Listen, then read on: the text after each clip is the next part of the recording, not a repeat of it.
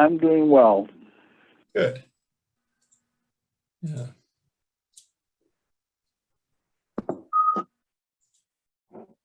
few more people logging on here.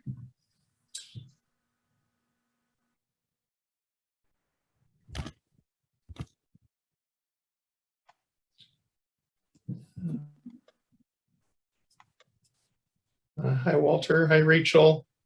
Hi, Kristen. Yeah. If my RSVP sheet is correct, we'll probably end up having about, I would guess somewhere around 15 people, maybe as many as 20. So we'll see. Yeah. Hi, Mark.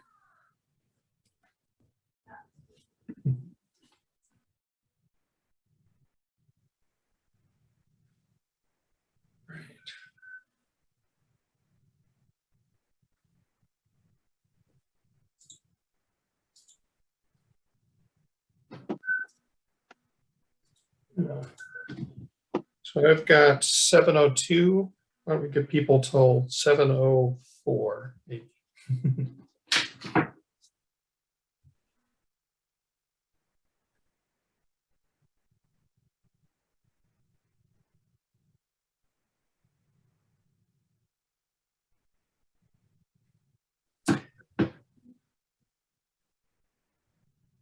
All right.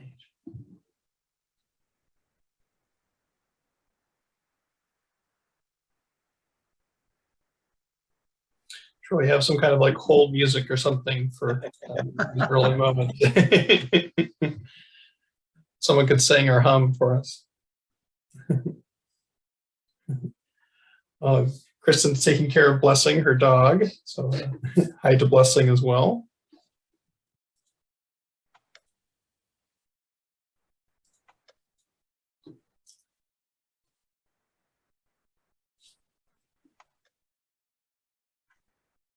Well, I'm going to stop sharing for a moment because I'm going to, the ELCA has recently put out some wonderful resources. This is Native American Heritage Month, and just have seen some great resources coming out of ELCA, including there was a land acknowledgement guide. I'm going to put that in the chat, and I think I'll probably follow up with an email at the end. If you think of resources or things you want to share, you can put them in the chat, and I'm going to try and remember to grab them so that I can maybe send out an email afterwards of resources we want to share. But I did want to start our time, given the time of year and what we're talking about tonight, and just because it's good practice, I wanted to start with a land acknowledgement. I'm going to share my screen again.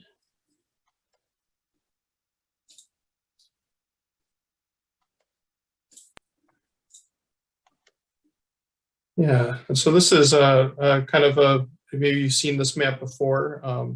Of course, there's more complexity here than the map probably makes it seem, but this is just a good reminder that we are gathering mostly in the Synod on Ho-Chunk land, some of us probably on Potawatomi land. And so I wanted to begin by using this resource the ELCA put out for us and say that our Synod is located on the original and ancestral homelands of the Ho-Chunk and Potawatomi peoples, and we give thanks for their presence here since time immemorial. We also wish to recognize and honor all our Indigenous siblings who have and continue to call this land their home. And with that, let's open with a word of prayer, and if anyone else joins us, we'll welcome them as they sign on. Please pray with me.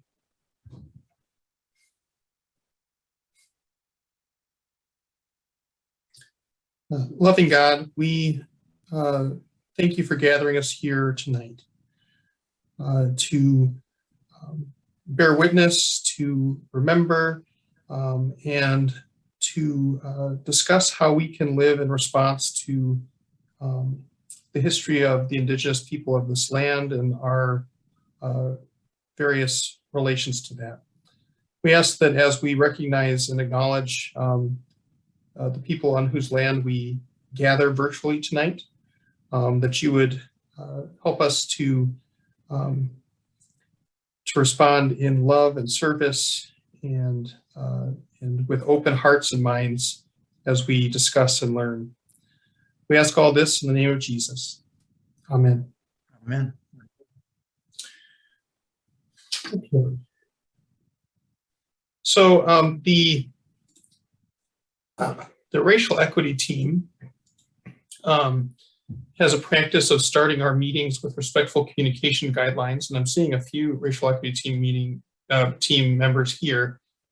And so this is just a way to remind ourselves of good, respectful communication, especially in multicultural settings, to make sure that we are good listeners and share respectfully. And so we're going to go through this, and just given the number of people on the call, if it's okay with the racial equity team members, I'm just going to call out your name and have you read one of the letters. Walter, would you mind getting us started with R? R stands for take responsibility for what you say and feel without blaming others. And then George, would you mind, George Swamp, would you mind reading E? E, use empathetic listening. Robin, would you mind reading S?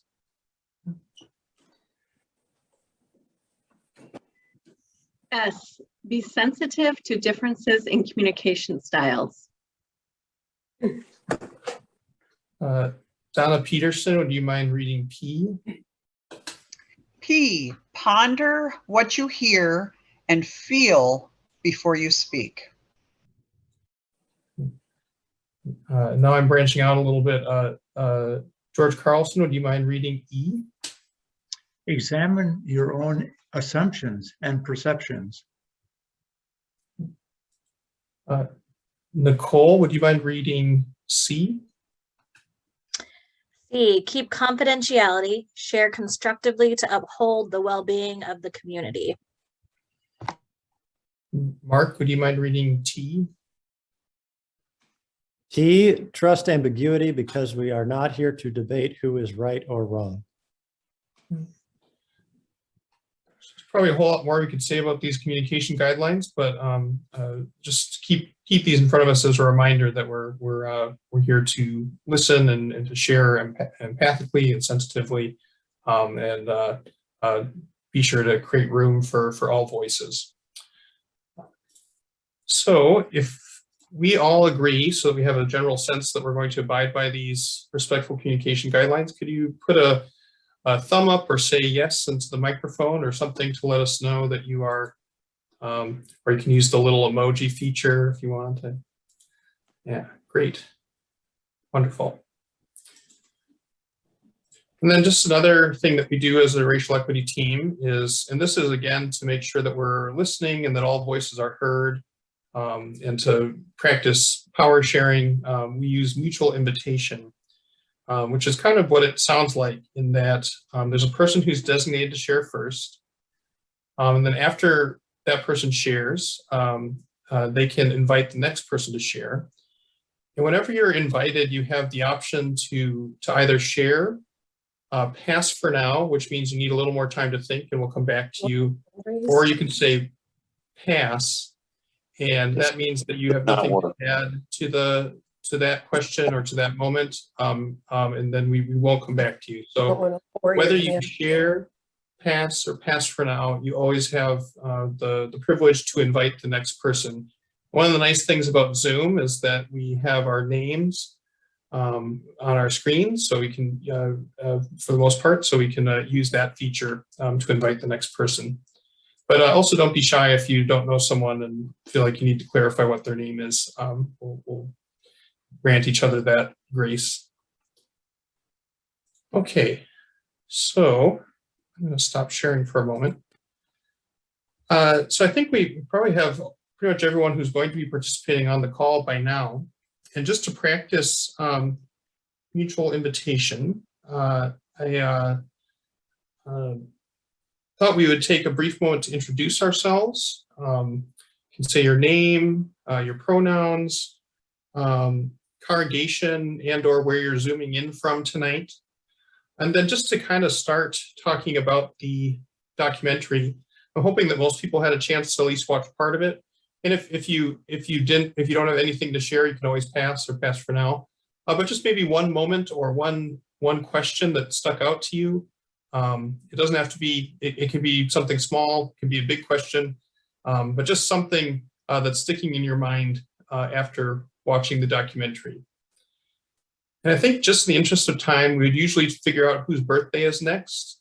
We'd do that way to go, but I'll just go first to demonstrate those questions and hopefully I can remember them all.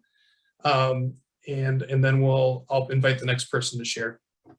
So I'm Andy Twighton, he, him pronouns, and I'm pastor at Trinity Lutheran in Madison. And I'm the convener of the racial equity team, which mostly means I send out the monthly email and whatnot. I guess you'll probably hear, since I'm have some of the discussion questions, you'll probably hear some of the things that stuck out to me.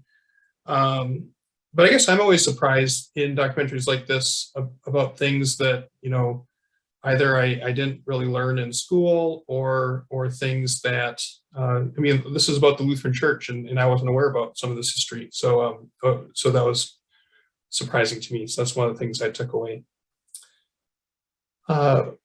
Walter, can I invite you to share next? Thank you, Andy. Walter Baires, he, him, his, serving as director for Evangelical Mission and assistant to the bishop. I am learning this part of the history of the church involvement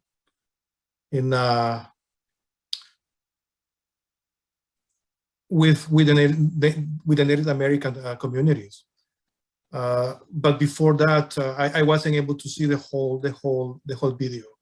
I watched probably the first half an hour, and that is something that caught my attention also in terms of the struggles between the Native American community and the African American community during the civil rights struggle. And that is that for the African American community, the fight was for justice, but also for integration, fighting the segregation way of structuring. The social fabric of those states that kept that status. That division and that kind of injustice. But on the other hand, the Native American communities were fighting the assimilation, is erasing all their history, destroying everything that they were connected or related to. And and always, this is the struggle that every ethnic community have to fight in order to preserve not just history, but also preserving customs and preserving the culture itself. Very often there is this tendency to say, but this is America, you should speak English, and you should sing like we sing or do things that we do. And so that struggle, is always ongoing. But the two differences, that we are still working, at least from the minority perspective, we are still trying to fight for integration, which means that you respect my culture, my values, and I respect yours too. And then we see each other's as equals, so that we bring the gift to the table as equals. So that, I think, is always the struggle, is to fight not to be assimilated and to lose everything that is being brought to the table. So I keep that piece of that video, I mean, keep resonating in my mind right now. So I will invite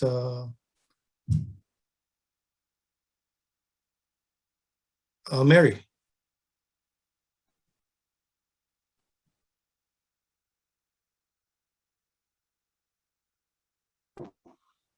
Okay.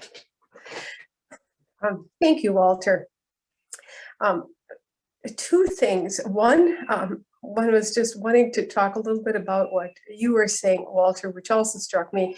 But the first thing that really struck me about watching this documentary was how the National Indian Lutheran Board, how that was dissolved after that merger in, what was it, George, you can help me, 1988, whatever the merger took place. And so what seemed to have a voice with, that seemed to have a strong, at least somewhat of a strong voice, by getting incorporated into the structure of the new church, lost some of the power and the voice.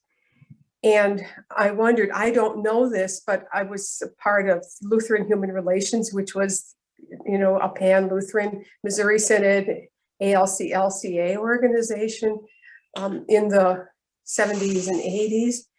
And wondered if, and I know it lost its clout too after the merger. So I was just intrigued by what happened when the merger took place, and what seems like it was a good thing lost some of its voice. And Missouri Synod, as Carl Lutze, who was part of the LHRA founding, as he indicated, Missouri dropped out because their theology was different than the new ELCA theology. But some of what had some cooperative movement in a consolidated, I suppose, Lutheran voice really was diluted after the merger. That struck me as sad and interesting. And then I also too, Walter, was struck like you with, well, yeah, that really is a difference. The civil rights struggle for African Americans was very different than the American Indian movement. And because the American Indian, Native Americans had a culture, it was here. It, you know, the sins of the founding Europeans in the country were to annihilate that culture, which was established, and to take their land and destroy their culture. So that movement really was against assimilation, but to preserve what had been stripped from them. For African Americans, their culture was stripped when they were taken to these shores. Their culture was lost in that Middle Passage, and what they formed in a separate culture through slavery and the fight for freedom was a different culture that really is part of the American fabric, except there's all those complications of racism that prevent that what could be a really rich contribution, which is a rich contribution, not could be, is a rich contribution, and yet is, you know, we know what racism does, and so it's not listened to. So yeah, the history was so different, meaning that the struggle was so different. And I will call on George. Oh, there are two Georges. Well, either George. I'll call on either one of you. I'll say George Swap. Well, I did see the movie, but or the video and all that, but for me, it's just reminding me of back in the 70s and early 80s, and you know, in Indian country, we didn't get a lot of the sense of what's going on in the background in terms of Lutheran board and so forth. Um, the native people that were talked about there, that was one group, the AIM folks and all that. There's also a lot of tribal people. Reservation communities have tribal councils and various leaders that way. In those days, Percy Paulus was the tribal chair for years in Oneida, and he's somebody that I knew. And when I was first trying to get a sense of what was going on in Oneida, Norbert Hill, Senior. I mean, we have a building named after him. He's the one that introduced me to a number of different groups in Oneida that I didn't know because I grew up off the reservation. But I was introduced to my community. It brings back all those kinds of things in terms of what was going on in those days for me. And in terms of church involvement, I was telling Andy before, when they're talking about the Lutheran board and so forth, in Wisconsin, there was more than just the Lutheran board going on. There was a thing called the Wisconsin Indian Resource Council. It was a mechanism by which the churches of Wisconsin, and it wasn't just Lutheran there. They were Episcopal, Presbyterian, Methodist.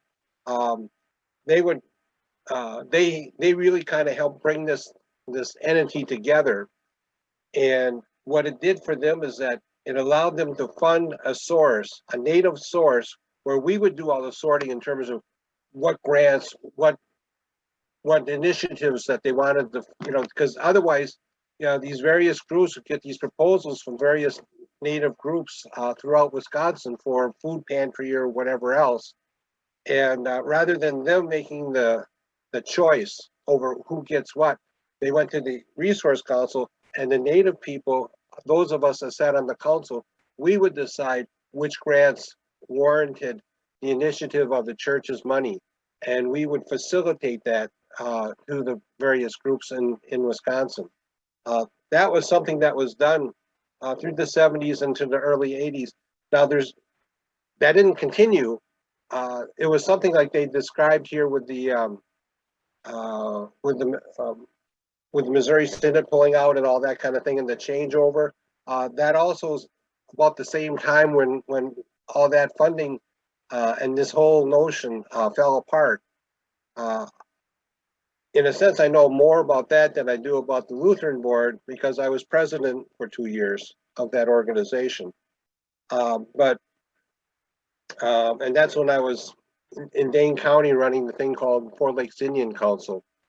If you look at, when you talk about ownership and land ownership and so forth, the student group at the UW is called Wangshik, which is the Ho-Chunk word for other native people.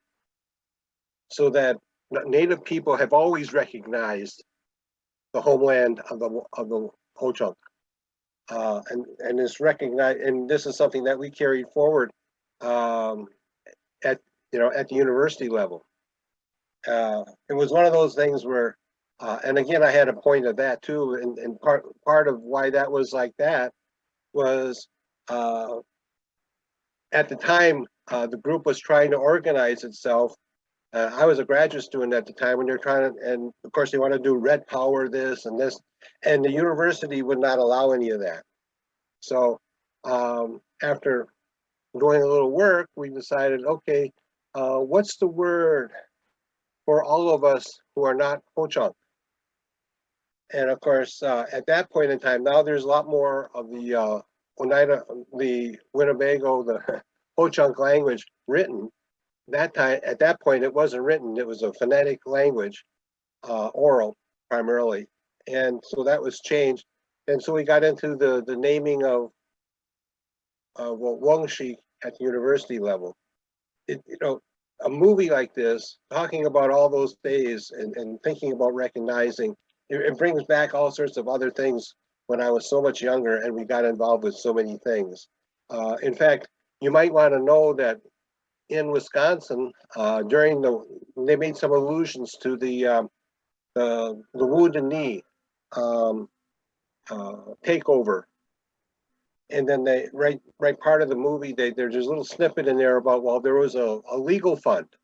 Well, Madison, the community, in 2 weeks or 10 days, somewhere in there, I don't quite remember all of it, we raised $3,000 for that legal fund. And that was sent off to that legal fund. I got involved in that too. So, I mean, you know, there's a lot of things that they bring up there, that there's little snippets where here in Wisconsin, we had part of this. It wasn't just all in South Dakota. It wasn't all just on in the Northwest. You know, there's also another struggle that wasn't included in the movie. It has to do with the fishing that we have in northern Wisconsin, and really showing a lot of the racial issues that were evident at that point in time. But that's another video. That's another story.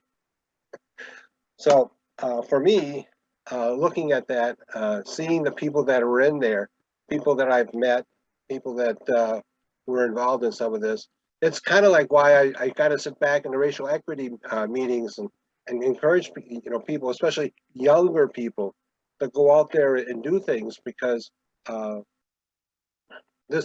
these issues don't change over time. They're still there. They're different, but they're still there. And so it's important to reflect back on where things have been, realize that, well, there's progress, but we're not there, and that there's still more to do. And that's the main purpose of, I think, of having a film like that. I noticed that at the end of the film is that, you know, that it was put together in 2008 or something like that. And I said, yeah, well, there's still, you know, some issues that were mentioned there. Just there's a little progress, but there really hasn't really come that far. So anyway, I thought for me it stirred a lot of different stories and memories, and I don't want to go any further. That's enough for me. Let's move on to someone else who may have seen this. I would invite Nicole. Thank you. I'm the pastoral intern at Grace Lutheran in Dodgeville. I'm very excited to be able to have seen the video, and it got me thinking on all kinds of things. But one thing that you were saying at the end, I kind of was left wanting more, as far as it was ended in 2008, and I don't know anything else from then till now. I don't have any more information, and it makes me want to know more. And so that's where I was kind of left with it. And I didn't know a lot of it in the first place. So it was just very eye-opening, and a little hopeful, you know, in the sense that there were Lutherans that were involved in things, and it makes me want to know what the Lutherans are still doing to be involved in this. And so that's why I'm here and want to learn more and listen more. And I would like to invite Donna. Thank you, Nicole. I'm Donna Peterson, and I am with Grace Lutheran in Dodgeville. And I feel like, George, I should have tapped into you more on Sunday when you were in church with me. We could have had a good conversation. I would echo what Nicole just said. I was unaware that the Lutherans had done anything with the Native Americans, and was very glad that they did. But again, as Nicole said, wanting to kind of update that and figure out where are we at right now, what are we doing now, and moving, moving forward with that. I will invite Kristen. Hello, I'm Kristen Rice. Pronouns are she and hers. I am a member at Trinity with Pastor Andy, but I am also ordained and I serve as the community chaplain at Attic Angel Place over in Middleton, and I live in Sun Prairie. So I echo all of those things. Were very surprising. Like Andy said, just the lack of any sort of knowing about anything, even in seminary and church history, like that just boggles my mind, but it doesn't boggle my mind at the same time.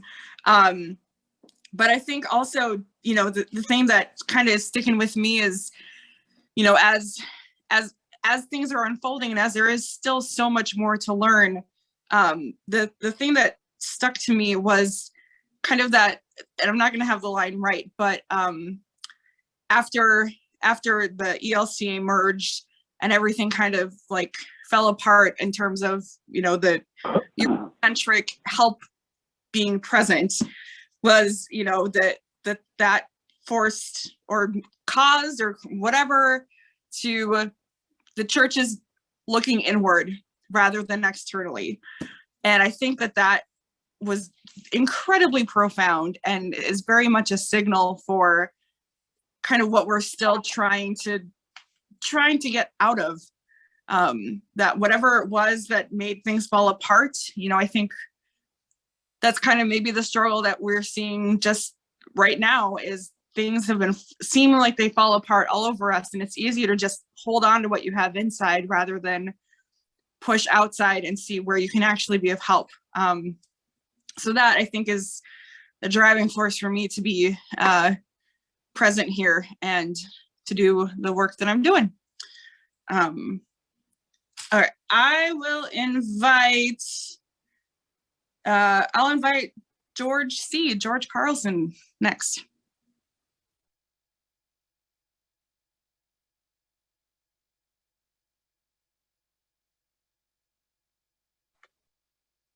Now can you hear me? Yes. Do I need to introduce myself again? I'm George Carlson. I'm a retired clergy in the ELCA, living in Stoughton, Wisconsin, a member at Covenant Lutheran. My wife and I both watched that documentary, but it was a few weeks ago, so having the conversation is bringing back some of the things that I viewed. But I was first introduced, I think, to Native Americans as a younger person living in East Central Iowa. There was a Native American settlement not too far from us at Tama, Iowa. I was at Toledo, a Twin City, but we really didn't get to know each other. We were not assimilated or integrated, either one. The youth there went to school in Tama. I was at Toledo, so we were rivals in sports. But we didn't really get to know their culture. I went to a powwow once with an aunt that came from a bigger city to watch. I think a bigger introduction really happened to me when my wife and I went on a Rhodes Scholar journey to Banff, and one of the assigned readings was on Native Americans in Canada, and it's very parallel to what happened in this country. And it was there that I first learned of the basic annihilation or seek to annihilate the culture of the Native Americans, the schools run by Christians that strip them of their integrity and of their identity, trying to make white people out of Native Americans. And that was a huge eye-opener for me. And I've learned that that wasn't just in Canada, that's happened in our own country. And then even wars that always from the perspective of John Wayne movies that my dad loved to take us to, the Native Americans were always the bad guys, and the immigrants, the white people, were always the good guys. And when I read the history, I thought we really taught a one-sided, we taught history from the side of European immigrants that came here and dominated. So another part was learning about the Lutheran Board. I had known a little bit about it, but boy, very faintly. So I too wonder what we're doing today that can help us see that there's a lot we have for which to repent, but also to work toward a better future as we come to know one another better and understand how we have been part of the issue. I don't know if I had any relatives in Minnesota or Iowa where got involved, learning of some of the wars that happened between settlers and Minnesota, Native Americans in Minnesota. I can understand that angst of the Native Americans and the long-term depression that's kind of perpetrated because of those actions of settlers. So thanks for letting me join the group, and I call on somebody I don't really know, Rachel. Hello, I'm Rachel Muller. My pronouns are she and her. I'm at Grace Lutheran Church in Dodgeville, and I am the Director of Youth and Family Ministry there, as well as the Small Town and Rural Youth Ministry Initiative Coordinator. Something that jumped out at me, I guess, was the reminder of Mankato and the mass hanging that happened there. And I went to Gustavus for my college years and never knew about it until I think my senior year. And I was just appalled that that wasn't talked about or taught much. And so it's yeah, just the reminder of how much we don't know and how much of history is kind of smoothed over when it's, you know, been on our side of things. And then also the fact that there are unrecognized tribes. I didn't know about that. And there are a couple of names that were mentioned in the documentary. I'm like, I've never heard of that tribe before, and I should learn more. So I will invite Rolf, yes, to go.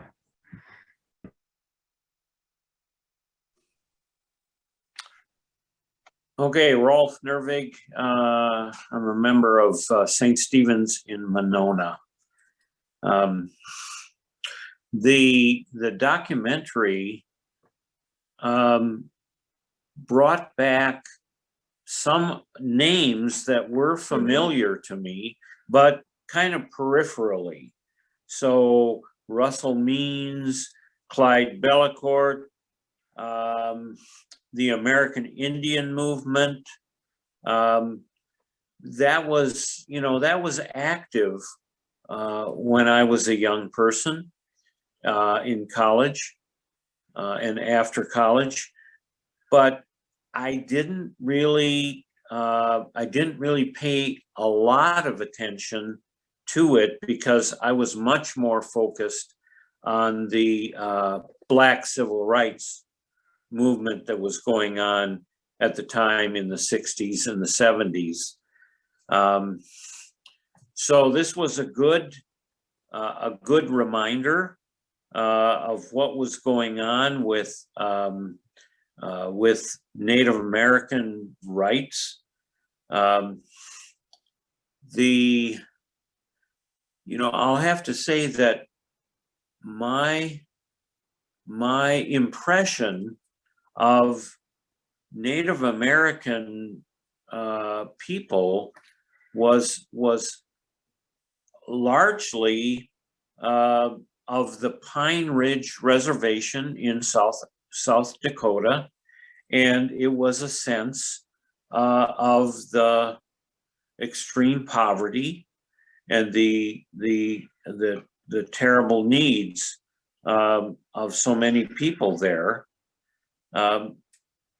About 5 years ago, we took a family vacation out to the Black Hills and the Badlands, and that gave me an opportunity to do a little bit more reading about Native Americans in the area and learn more about, like George Carlson said, not just the perspective of Native Americans being the bad guys, but rather the other side of the coin, the other side of the story. of those conflicts that occurred. I'd say the other thing that really stood out to me was several years ago, I had read something about the uprising of Native Americans in South Central Minnesota, and the U.S. Army response to that, and the hangings and so on and so forth. And I identified with that because my mother grew up in that area of Minnesota, and I lived in that area of Minnesota for a few years, and so I could feel that part of the land. So those were some of my impressions. I would call upon Peter Heidi. I'm gonna turn yours off, or should I turn mine off? Peter, would you like to share?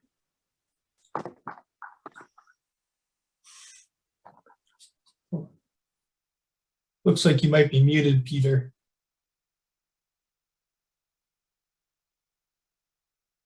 Oh, I am unmuted now. Okay. Peter Heidi, my pronouns are he, him, his. I'm interim pastor at United in Christ Lutheran Church in Morrisonville, Wisconsin. And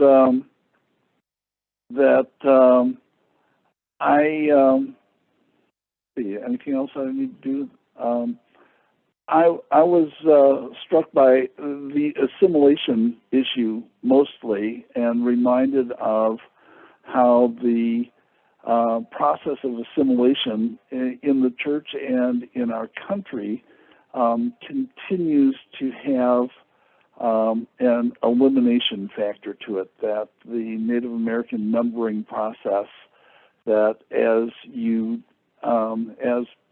people in Native American culture are limited by who they are able to be in relationship with, if Native American people are going to continue to be recognized, so that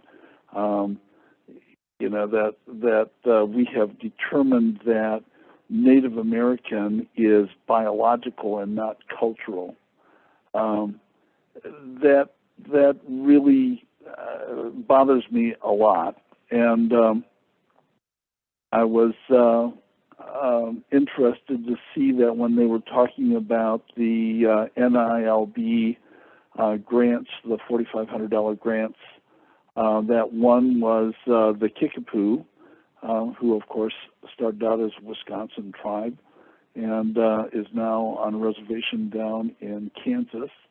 And that was right next door to where my first call was, and that when they had a pastor on the reservation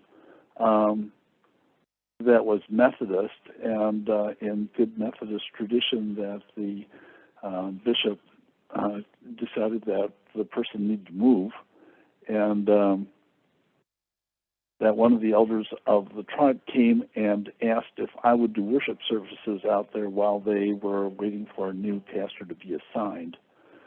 And I was both honored to be able to do that, but it was like, why would they come? We had all kinds of pastors in the area. Why would they come to the Lutheran pastor? And as we were watching the movie last night, that I thought, I wonder if it's because of that NILB grant that the Kickapoo Indians got at that time that made Lutherans more approachable. The irony of the whole situation was I said, yes, I would do that, and it was one of the reasons why my congregation decided that I had to go. So it ended up being a very short first call. But that whole issue of assimilation I mean, it's a problem within the Afro-American community. It's a problem within the Native American community. It's a problem within the disability community, and you know, that the deaf people in the church have formed the Evangelical Lutheran Church, the Evangelical Deaf Association, ELDA, because they did not want to be assimilated, and the issues that has raised at the church-wide level, trying to deal with deaf people in the church, because they push back against assimilation and what we might be able to do. When we think about the work that we do in racial equity, in pushing back against assimilating, that the goal is not to be assimilated, but to find our oneness in Christ, not all to try and become Christ. It's a tricky issue, but the whole issue of how assimilation continues to contribute to genocide, it's a big issue.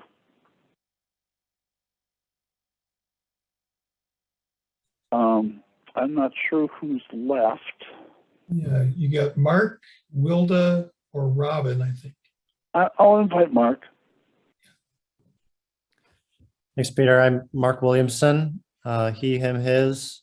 I'm the pastor at Grace in Dodgeville. And well, what's left here? I've had a number of notes. I guess since it's Giving Tuesday, yeah, I'm kind of curious about, like, where'd the money come from? How did the money get raised for the NILB? Was there money that was filtered through the denominations at the time, or was it done in a more grassroots kind of way? And you know, there was mention of at a point that the church did not respond adequately to the commitment made by those Lutheran leaders, and so what I think at that moment it even resulted in you had these Native activists that took over that dorm, right? Like a college dorm, related to, like, hey, where's the money that Lutheran leaders committed to invest? So I don't know, that's kind of related to the other points people have made just about, you know, having a kind of pan-Lutheran organization versus like a desk in a denomination or what have you. So yeah, I think I will invite Wilda. Can you hear me?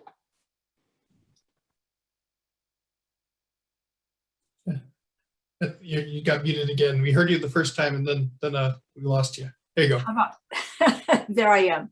Okay, I'm Wilda Nelsestun from Bethel Lutheran in Madison. Pronouns are she, hers, etc. I was very interested in the video, in watching it, although I didn't take any notes. And so you're reminding me tonight of things that I actually saw and reacted to then. I did not live in Wisconsin from the 1970s onward until just a dozen years ago or so. I came back to the state. So some of the things you're talking about that you were familiar with in the 70s and 80s, I would not have been aware of.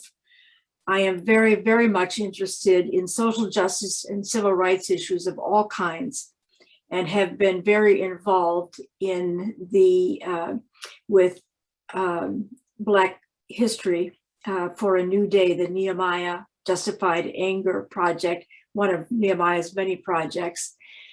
Took the course first time and then helped facilitate a group this last time. And at Bethel, am part of the leadership group that is working on anti-racist issues and trying to convince a much greater segment of the congregation that that's a calling that we should have. I have always been interested but not well informed about Indian history in this country, and I welcome this as an opportunity to do so. In the Black History course, the most universal reaction to people taking the course for the first time is, why didn't we know this stuff? You know, why were we never taught these things? And feeling blindsided by what we've been subjected to. And the more you learn, you see how deliberate the structural racism is that has been created from the very beginning. And whereas, as some of you have said, integration was the core of the battles once we, you know, got into the 20th century, at least, assimilation is certainly an equal issue. To depriving people of their culture and their identity is a kind of genocide that goes beyond what happened to the Indian population, the Native population, by the physical cruelty that they were subjected to over generations. And it always makes me question how it was, or how it is, that white settlers coming to this country had the arrogance and audacity to automatically assume that they were superior and had the right to impose upon everybody else, you know, their superiority, so to speak. So I am anxious to learn more, and like many of you have also said, the role of the Lutheran Church in this history was something that I was not aware of at all. So thanks for having me in. I think it's just Robin who's left. So Yeah. I'm Robin Zimmerman. I am a member, or she, her, hers. I'm a member of Good Shepherd Lutheran Church, Madison and Verona, and on the Synod staff as the Executive Administrative Assistant. I am discouraged that when I was growing up in the 70s and 80s, I wasn't taught a lot about Native Americans, other than our town was named after a Native American princess, and that was it. Basically, that's all you know. I'm encouraged that my children have started learning more and are more open and are actually hearing the real stories, I feel, not the pretty painted pictures that everyone wants to project. My older son has been on a mission trip, and our congregation has a friendship with Pine Ridge Reservation, a community called Wings as Eagles, and have been there 5 different years with a parent and child mission trip. So they've really formed bonds with these people, and it makes me happy that is happening now, finally, you know.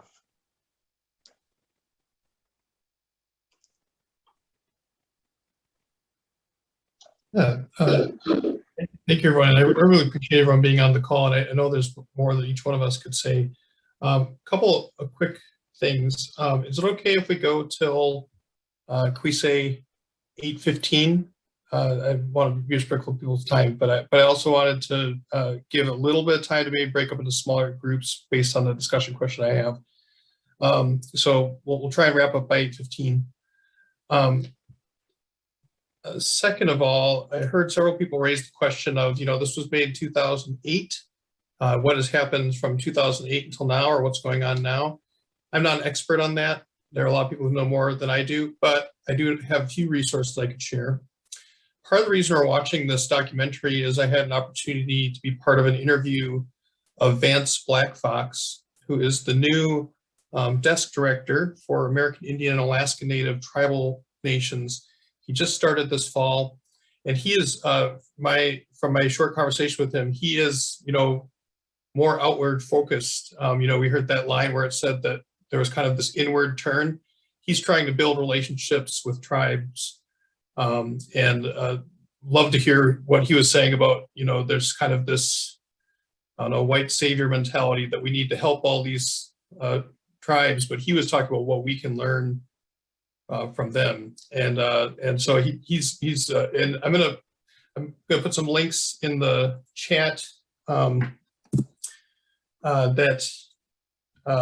first one is an article from the most recent Living Lutheran that Vance wrote about land acknowledgements, and he's the one who recommended this documentary for congregations and for racial equity teams like this. So that's part of the reason we're watching it, is because of Vance. Also put the ELCA Native Facebook page. Our denomination has ethnic specific ministries for a variety of ethnicities, African descent, etc.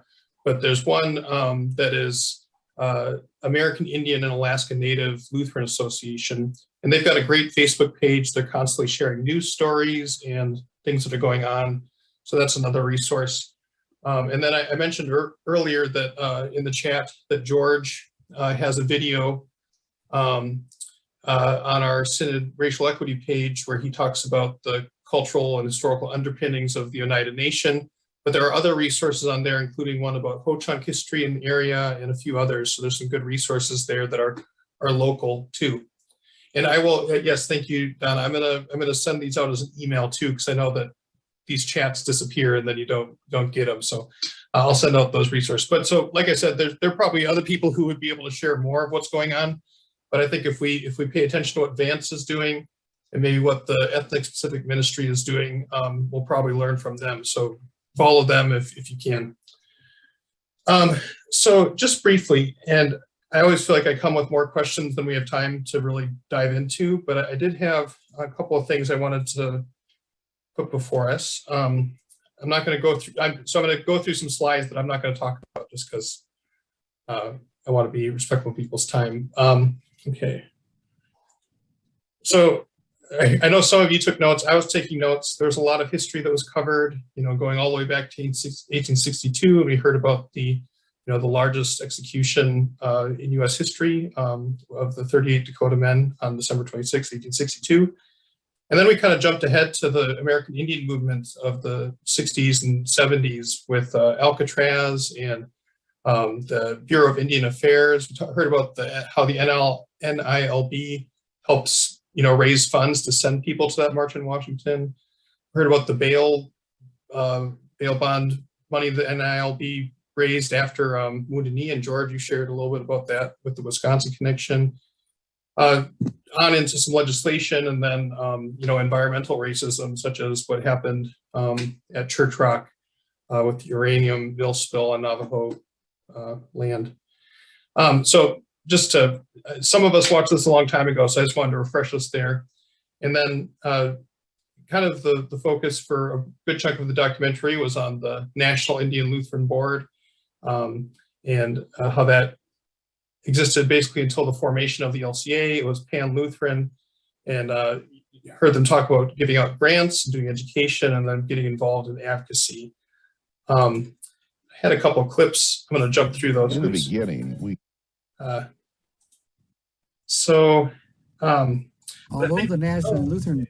But I think what I really want to get to in our remaining time is part of what I liked about this documentary is it gives us a story that we can tell about ourselves in our congregations and in our synod that I think is useful to us. There's a teacher of mine who talks about reclaiming your usable past, where you find a story in your past that helps you find purpose for the future. And so I wonder how this documentary and the story of the NILB and other movements that George mentioned here in Wisconsin can be useful for us now. How can we kind of re-engage this work in the spirit of what Lutherans have done in the past? We're not starting from zero. We can go to our congregations and say, Lutherans for decades have been involved in Indian affairs and movements and supporting sovereignty. How can we continue that work? And so there was this clip, and I'm going to play a clip, and I tested out with Robin. The clips are a lot quieter than our microphones, so I'm just going to have you turn up your volume now. So when we listen to this is someone talking about the NILB. So I'm going to give you a few seconds to turn up your volume. I'm going to hit play. And justify what they're requesting. NILB for me stands out as the perfect example of how to conduct ourselves as people of faith, and how to reach out to and to be reached, and to embrace and to be embraced, and to listen and then to be listened to, and then to partner up and to work together. So I just wanted to justify what they're. So I just wanted to lift up that quote where he talked about how this is an example of doing ministry, where we listen and we learn and we share and we enter into this relationship. And I just thought that was a beautiful quote about what our ministry can be and how we can learn from this history. So I'm going to have Robin split us up into small groups. I'm thinking maybe three groups of 3, Robin, and 1 group of 4, if that works. Just so that we have some more time to reflect. And we probably won't have time to share in the big group. So maybe we'll do why don't we do 10 minutes? So each person gets about 3 minutes, 3-ish minutes to share. And I wanted to kind of ask the question, you're welcome to reflect on anything from the documentary, but I'm always kind of interested in next steps. And one of the things we're talking about in the racial equity team is this framework of ARC from Jamar Tisby, which in response to these things, you can take actions about awareness, actions of relationship, or actions of commitment. So what does this documentary makes you want to learn more about? Raise your awareness. Is there something relational? Could you make a new connection with someone about this documentary or about these issues? Or commitment, is there some kind of advocacy or other kind of step? And so I just wanted to invite you to think about next steps in these small groups. And if it's helpful, you can break them down into A, R, C. So I feel like I kind of raced through that, but I want to give at least a little bit of time to share in small groups. So just to recap, take some time to talk about next steps. Either awareness steps, relationship steps, or commitment steps.